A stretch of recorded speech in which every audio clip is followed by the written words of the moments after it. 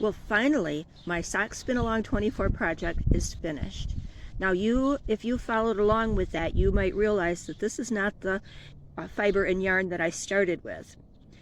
This is my Shetland wool. And I started I was using the same sock set as what we sent out to some of you.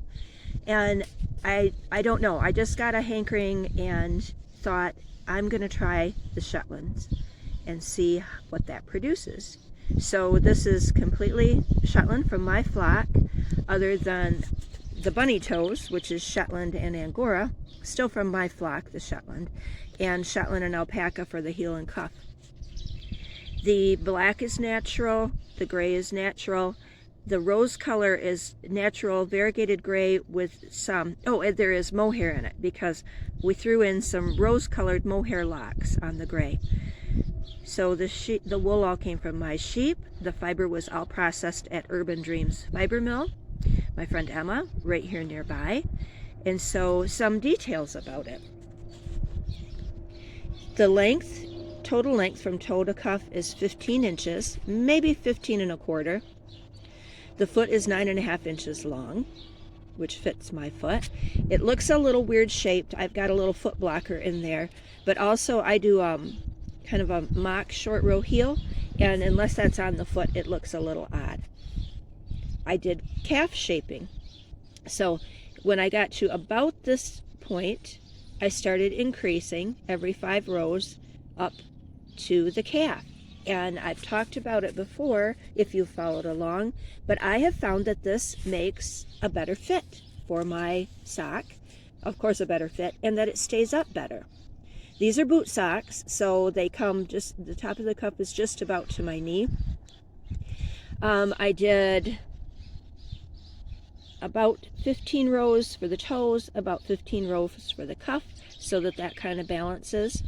There's a star pattern on the top of the foot and just a checkered board pattern on the bottom because, as I mentioned often in the Sock Spin Along, I have found that a little bit of color work on the foot gives me a little bit of extra cushion, and it also seems to hold together better. We'll see with these. My thought behind making these was my Shetland wool is some of the fine Shetland fleece, so in the 20 to 24 range, micron count range, also a shorter staple.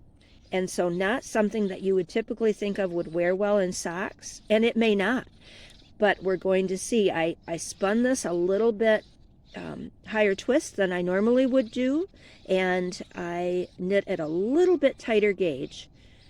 I hope that's going to be comfortable for me. So an experiment all the way around. I did just some random patterns here after I turned finished the heel and started back up, and then I thought, well, I don't want to, I was getting actually really tired of it, bored with it, so I just stopped and was doing the solid colored and then did some stripes. The gray that I blended the rose color mohair with is from my Okapi. The black is from my Style, and the solid gray, it was a black fleece with gray bunny, is from the ram that I had at that time, Truman. I did a 1x1 twisted rib cuff, and I bound off with the in pattern, so with one knit and one purl. So at some point maybe I'll get a picture of these on, but I'm really happy with how they look and feel. I hope that they're going to wear as well as my pair that I made 3 years ago, but we'll find out. And now I think that I need to finish knitting the ones that I started that was using the same curated sock set as what we sent out to some of you. So finally in June I finished my January to April spin along and knit along. I hope you're happy to see the update. And next we are going to finally see the interview with my friend Carrie from Kids and Critters Farm. We finally got this recorded. We didn't get it recorded at her farm. We recorded it at the fiber mill. But I just wanted to get it done. I wanted you to meet her and hear about her program, and so we just got that done. Now, you're going to see part 1 today.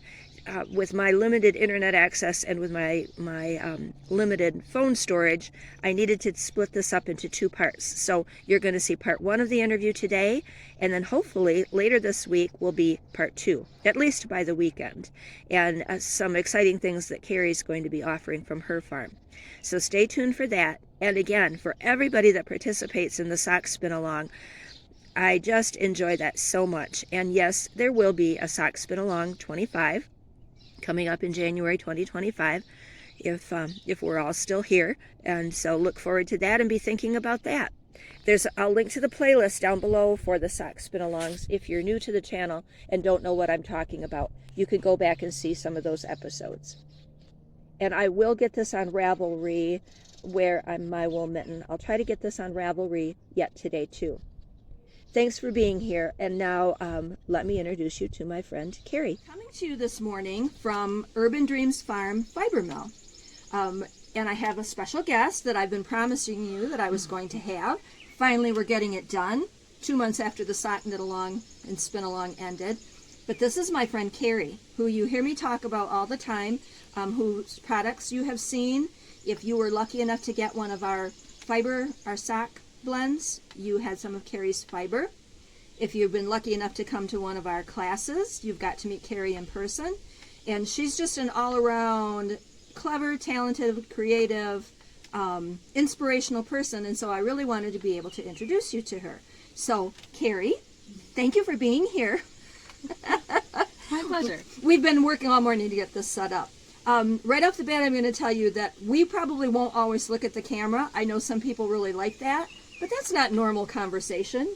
We would be visiting like this. So we're just going to talk about who Carrie is and how she got started on this journey, what she has available, because you're going to find that really interesting, and show you a few things. So we'll get started that way.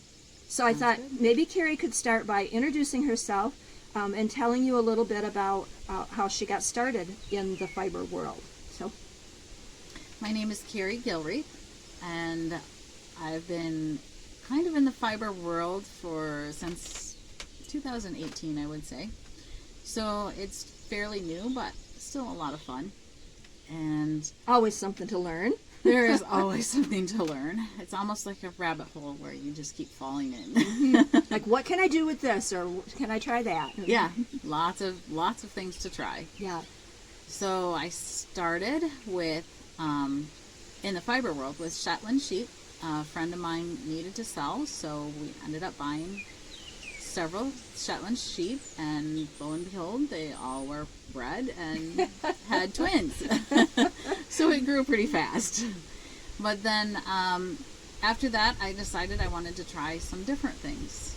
So we going into that now? Yeah, let's. Okay. Well, and because you had the Shetlands, and maybe this would be a good point to talk about how you. Was that about the time that you were, like, you didn't get sheep because you wanted to spin, weave, knit, or did you? I wanted to spin for many years, but I really didn't know anybody who did spin, so I didn't have any access to that. So I got the sheep, and then looking at all the wool, and somebody had then given us a spinning wheel, and so, but it didn't work. So I was trying to figure things out, and so through a series of events, I ended up learning how to spin, and then took off with it. I absolutely loved it. So then, of course, when you start spinning, somebody mentioned something about a spinner's flock, and that resonated in my head, and so all of a sudden I thought, hey, I'm going to have a spinner's flock. So I started adjusting some of the breeds I had and making it so, I ended up with crossbreeds, and which I like to call blending on the hoof, and then ended up going to a huge variety and absolutely love it. So I'm now reaping the rewards of having some of those mixed breeds and trying different things with it. And that's been a lot of fun. And that's one of the things that I really wanted to talk to you guys about with Carrie, is that we met because of sheep and spinning, and you already were kind of started on your blended flock at that point. But I know you were kind of deciding what blends that you wanted to have and do. And and a lot of people have crossbred sheep. I mean, I have crossbred sheep, but Carrie's really, really taken that and run with it. And she's really found, I think, some really good crosses. And some of you have bought fleeces from her this year. Been lucky enough to get them because they sold really quickly for the most part.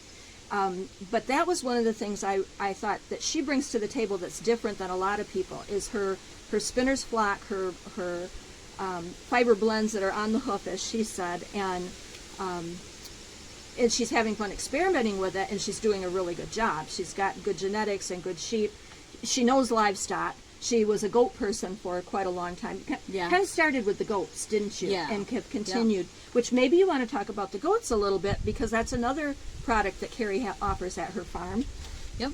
Her wonderful lotions, which we all swear by, and some other products too, but a proprietary recipe. Her recipes are her own, and they're really, really nice. So the goats were, but what I'm trying to say and getting off track about is that she's a livestock person. She knows livestock and quite well, and so. Although I've learned a lot about sheep from Carrie. We have fun. We have do. fun. We So, do. well, and what I might ask you is, one thing that Carrie asked me, and we met at a spinning group, but then she did buy some sheep from me, one being a Corriedale ram that she's used. And one of the things that she asked me that I had never really sat down and thought about, and it's always stuck with me, is when we talked about my fiber journey, she said, if you were to go back, or if you were starting over, what would you change? What would you do differently, or what would you keep the same? Which really made me think. And so I guess I'd ask you that. Are you at a point where you think, this is what I would do differently, or this is what's working and I'm going to continue with? I feel like the breeding on the, or blending on the hoof has been really neat, and that I will definitely continue. Okay. Now I may add in a few different breeds here and there and see what they do. I was really, I started with a couple long wool, Leicester long wool, and I was really surprised to have such a different fiber work well with things like Finn. And so some of that stuff I was kind of surprised about, so I would definitely play with some different breeds and see what actually is like, okay, well, what will this do? And now that I have some of the mixes that I really, really like, I would work off of them further to continue to do. Yeah. Well, and Carrie, if any of you have used Finn or bought Finn, or even if you raise Finn, you know that they can be quite inconsistent in their fiber. It's either lovely or it's okay, but it's just not consistent. And you must have had some pretty good bloodlines that, because they are pretty consistent going through. And speaking of breeds, her playing with different breeds might be a good time to mention, especially because we did have this in the sock set. I'm gonna insert this picture, but we wanted to show you. Not sure how well this is going to show on camera. I'm going to hold it up in front of our faces. If you got the sock set from us for spinning, Carrie had Harlequin fiber in there, and I had never heard of Harlequin sheep. I thought it was something made up. I mean, it is made up, but it is an actual breed. And Carrie has a few of those, and like I said, we'll insert a few pictures. But if you had a chance to spin some of this, let us know what you thought about it. We've heard from a few of you, but I think you're going to keep some of these going ahead, right? Well, and I actually took my Harlequin ram and crossbred him with some things this year. So I'm very anxious to see it. And those are the ones that Carrie seems to be picking out of my flock and going, ooh, that's a nice one. If you guys could have your hands on this. It's very soft. Yeah, and hopefully, if this picture isn't really clear when I'm editing, I'll take a photo and show you. But so that's another fun one that she's using. Of course, I'm partial to the Corriedale, and the Corriedale ram that she had really crossed well with a lot of her sheep. I know a few of you, hi Christy, is one, have a Corriedale and Finn cross from Cary, and we have a sample of that here too. This probably isn't going to show on camera because it's dark, but we'll try to get a snapshot if it doesn't. I'm going to hold it up here. That looks like it's showing pretty well. This is beautiful. Can you see those? Look at that crimp. Just gorgeous. We have some lambs from that same cross this Yeah. year too. So be thinking about that. If any of you need breeding stock, if any of you want to play around with a crossbred flock, Carrie is gonna, she can't keep them all, and so there is going to be breeding stock available. Also, you may want to be thinking about getting your name in for a fleece next year, because she sold fast this year. Coated the fleeces for the first time. That was a huge difference. Yeah. Makes a big difference. And because she is working here at the mill with Emma, you know, then there's the opportunity to really play around with the fleeces. And she has some rovings too. We're going to take some video of that and show you after a while. But before we move on to the next segment, what do you're pretty happy with what you have right now. Mm-hmm. You're going to keep playing around. Oh yeah, because I can't not. Yeah. And when she says, like when we talk about Carrie's blends, we call them the breed blends.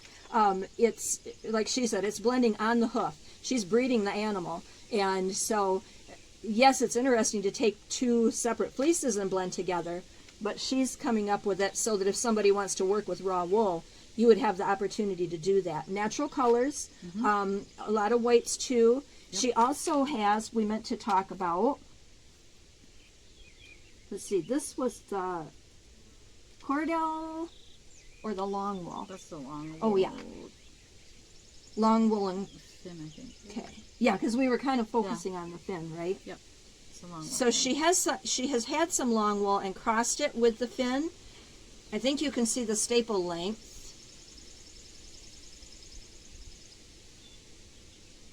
So that's been an interesting one too, and I really thought that this is a fun one for socks because of the staple length and the strength. Mm-hmm. But it's also soft. Like, it's really soft. It's very soft. It's not pickery at all. But it's stout too. You know, some of you don't like the super fine stuff. So another fun one to play with. So I talked a lot. What else? Anything else you want to say about your sheep? Oh goodness, they're fun. They're fun. I love watching them run through the pasture, and I very much enjoy that. But and I love the wool. It's fun to get off of it and play with, and yeah, I think you've covered most of it though. For that part of it. Yeah. And so Carrie she spins, she knits, crochets, weaves, right? Yeah. And spins a lot of different things. And we'll get into this in a minute too, but Carrie's also an instructor. She's a very good teacher, so we'll talk about that in a few minutes too. But we're going to pause right now, and I'll get back in the frame and come back. Don't go away.